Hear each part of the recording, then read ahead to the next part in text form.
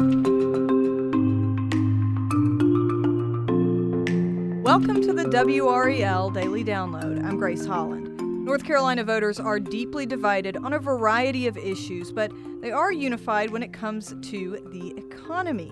Our newest WRAL News Poll lays out the biggest issues drawing voters to the polls. WRAL reporter Brian Murphy joins us now to break down the latest results, which come out today. Brian, welcome back. Yeah, thanks for having me. So this latest WRAL News Poll, the results came out this morning, showed that the economy remains top of mind with voters. That's not new. Is it surprising that this is dominating the election cycle like this, though? I don't think so. And what's most interesting about the economy is that both Republicans, registered Republicans, and registered Democrats consider it one of their top issues. The way the poll works is they give a series of issues, and they say, how would you rank this between 1 and 10?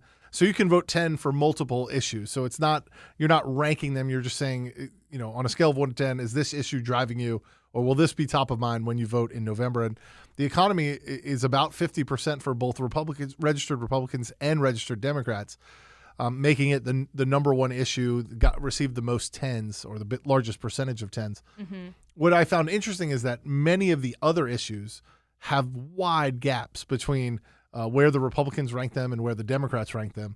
But the economy, 51% of Republicans gave it a 10, 46% of Democrats gave it a 10. And it's not all that surprising, right? President Trump is running on a lot of economic issues. Vice President Harris is also running on a lot of economic issues, saying they're both arguing over who is best to drive down costs, drive down prices. We've heard a lot of talk about Trump's tariffs. So the economic issues have been a big part of this campaign. Right. And so, as you said, they have some similarities in that's sort of been a big part of their message here, but they also have differences in how they're approaching that and what their message is. So what are they each proposing to deal with economic stuff? Yeah, so, somewhat vague, I think, on both sides, and probably intentionally so. Trump's big issue is he says that the policies of the Biden-Harris administration when it comes to energy and when it comes to some of their spending has led to inflation and higher prices. And he's vowed to bring those prices down, although he hasn't, been very specific about how he's going to do that. He often talks about unleashing American energy, and by driving down energy costs, that's going to drive down costs for all these products. But he's also talked about putting tariffs on many imported goods from other countries. The Democrats, Harris in particular, have said that's paramount or tantamount to a national sales tax. That's what she calls it, a national sales tax, because the importers will pass on those costs to the customers. She's also talked about bringing down energy costs, bringing down prescription drug costs, going after price gouging when it comes to groceries. She's talked about building 3 million new houses to try to lower the cost of buying a home, which is obviously a huge issue for many young voters.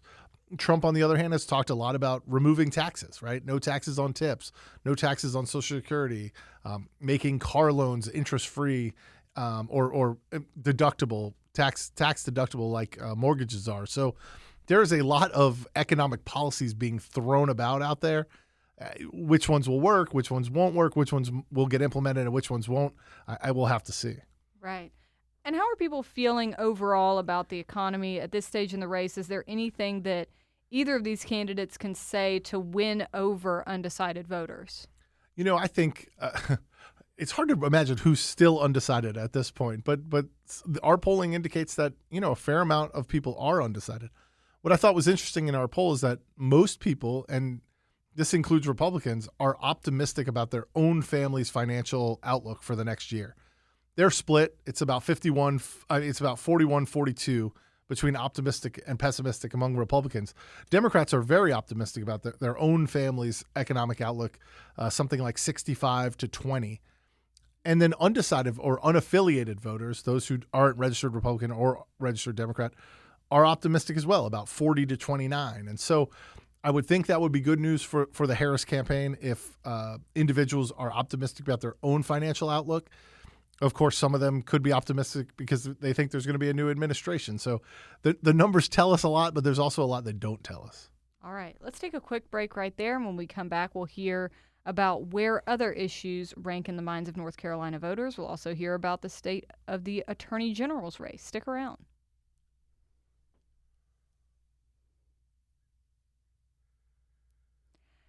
Welcome back to the WRAL Daily Download. We're talking with WRAL reporter Brian Murphy about the latest results from the WRAL News Poll. Brian, aside from the economy, are there other issues where Republicans and Democrats find common ground? Not many. Most of the issues have a wide delta between what Republicans think are important issues and what Democrats think are important issues. I'll give you an example. 52% of Republicans gave immigration and border security a 10, the highest ranking you can get in our poll, while only 18% of Democrats gave it a ranking that high. So that's a 34% difference between how Republicans feel about that issue and how Democrats feel.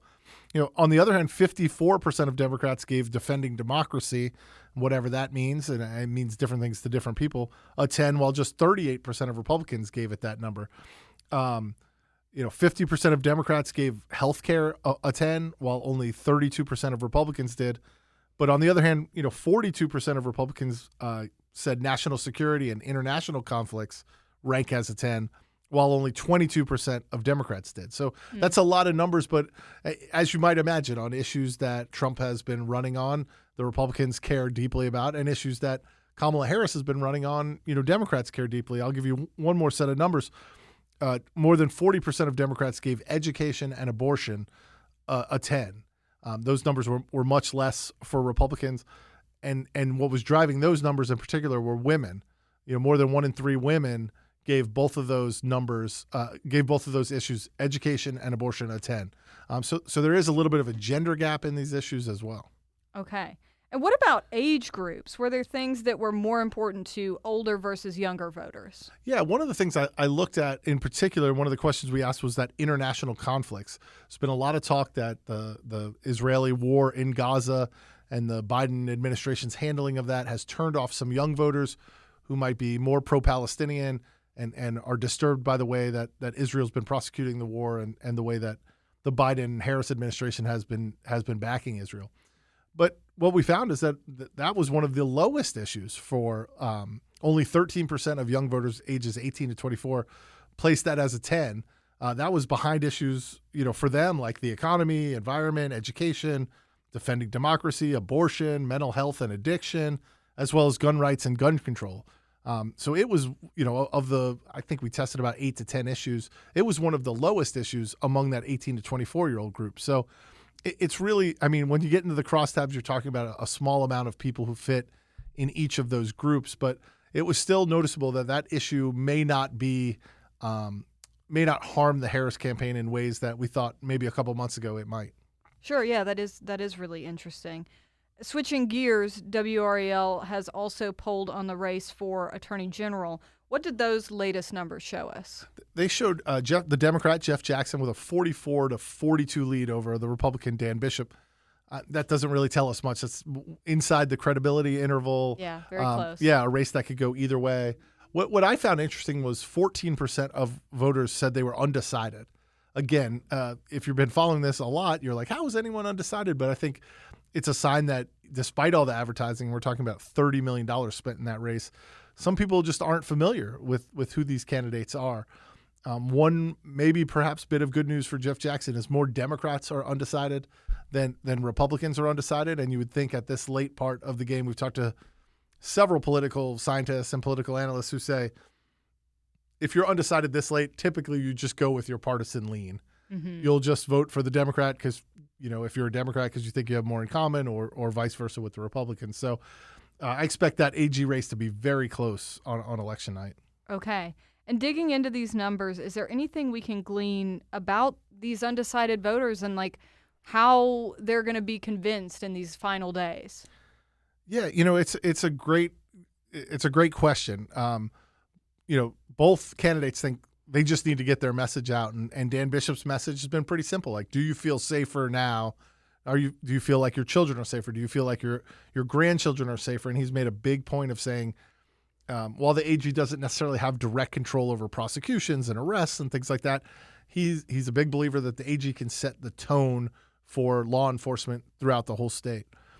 Jeff Jackson has made the case that he has the right temperament for this job. He's constantly talks about extremism and trying to paint Dan Bishop as an extremist. And he says that, he wants to continue to keep North Carolinians safe, but he talks about other issues, not necessarily violent crime, but things like scams and the fentanyl crisis and artificial intelligence becoming better and better at stealing money from people through scams or fraud. And so they've taken very different approaches to their advertising, to their messaging. And right now it looks like it's a very close race, and we'll see what happens. All right. Going to be an interesting race to watch. Thanks, Brian. And for the latest on the WRAL News Poll, go to the NC Capital section of WRAL.com. Thank you for listening to the WRAL Daily Download and for making us part of your morning routine. Another great way to get WRAL News is the Morning Briefing newsletter. It's a daily email with Triangle news, events, and headlines to help you get ready for the day. Sign up at WRAL.com/newsletter.